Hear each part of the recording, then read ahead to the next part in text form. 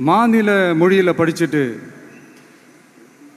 State சிலபஸில் படிச்சுட்டு NCERT சிலபஸில் வந்து தேர்வு வச்சா அது எப்படிங்க? அதுவும் கிராமப்புறத்தில் இருக்கிற மாணவ மாணவிகள், அதுவும் அவங்களுடைய மருத்துவ படிப்புக்கு கொஞ்சம் யோசிச்சு பாருங்கள், இது எவ்வளோ ஒரு கடினமான ஒரு விஷயம்னு.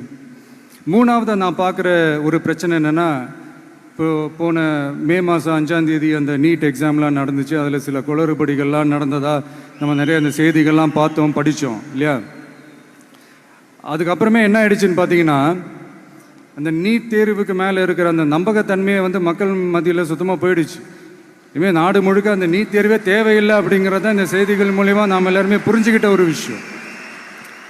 சரி, இதுக்கு என்னதான் தீர்வு அப்படின்னா, நீட்டு விலக்கு தான் வந்து இதுக்கு உடனடி தீர்வு. நீட்டு ரத்து கோரி தமிழக சட்டமன்றம் கொண்டு வந்திருக்கிற அந்த தீர்மானத்தை நான் மனப்பூர்வமாக வரவேற்கிறேன்.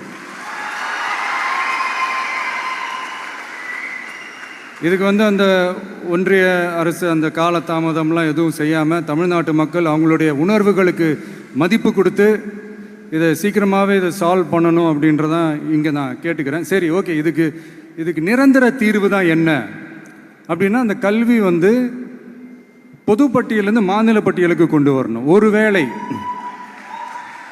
ஒருவேளை அதில் ஏதாவது சிக்கல்கள் இருக்குது அப்படின்னா, ஒரு இடைக்கால தீர்வாக இந்த இந்திய அரசியலமைப்பு சட்டத்தை திருத்தி ஒரு ஸ்பெஷல் கன்கரண்ட் லிஸ்ட், சிறப்பு பொது பட்டியல் அப்படின்னு ஒன்று உருவாக்கி அதில் கல்வி மற்றும் சுகாதாரத்தை அதில் சேர்க்கணும்.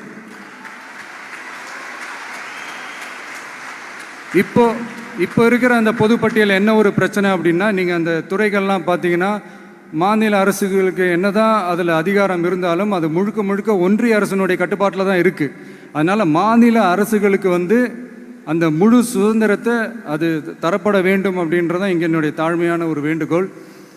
ஒன்றிய அரசு அவங்களுடைய கட்டுப்பாட்டில் இருக்கிற ஒரு சில இந்த மெடிக்கல் காலேஜஸ்லாம் இருக்குல்ல, எய்ம்ஸ், ஜிப்மர், பிஜிஐ, இந்த மாதிரி நிறுவனங்களுக்கு வேணால் அவங்க வந்து அந்த நீட் எக்ஸாம் நடத்தணுன்னா நடத்திக்கலாம். பட் இங்கே வந்து அந்த பிரச்சனை என்னென்னா, இது வந்து என்னுடைய ஒரு சஜஷன் தாங்க. இது நடக்குமா? உடனே நடக்காதுன்னு எனக்கு தெரியும். அப்படியே நடந்தாலும் அதை நடக்க விட மாட்டாங்கன்னு எனக்கு தெரியும். ஸோ அதனால் இந்த சந்தர்ப்பத்தில் என்னுடைய சஜஷனை வந்து உங்ககிட்ட அதை நான் பகிர்ந்துக்கணும்னு ஆசைப்பட்டேன். இதுதான் என்னுடைய தனிப்பட்ட ஒரு கருத்து நீட்டை பற்றி. ஸோ மற்றபடி வேறு ஒன்றும் இல்லை. வந்திருக்கிற என்னுடைய friends, learning is fun, education is celebration. ஜாலியாக படிங்க, ஸ்ட்ரெஸ் எல்லாம் எடுத்துக்காதீங்க. இந்த உலகம் ரொம்ப பெருசு, ரொம்ப ரொம்ப பெருசு. ஆப்பர்ச்சுனிட்டிஸ் அவ்வளோ இருக்குது, அவ்வளோ கொட்டி கிடக்கு. அதனால் ஏதாவது 1-2 மிஸ் பண்ணாலும் எதுவும் ஃபீல் பண்ணிடாதீங்க. அப்படின்னா கடவுள் வந்து இன்னொரு பெரிய ஆப்பர்ச்சுனிட்டி உங்களுக்காக வச்சுட்டு காத்துக்கிட்டு இருக்கிறாருன்னு அர்த்தம். அது என்னன்னு தேடி கண்டுபிடிங்க.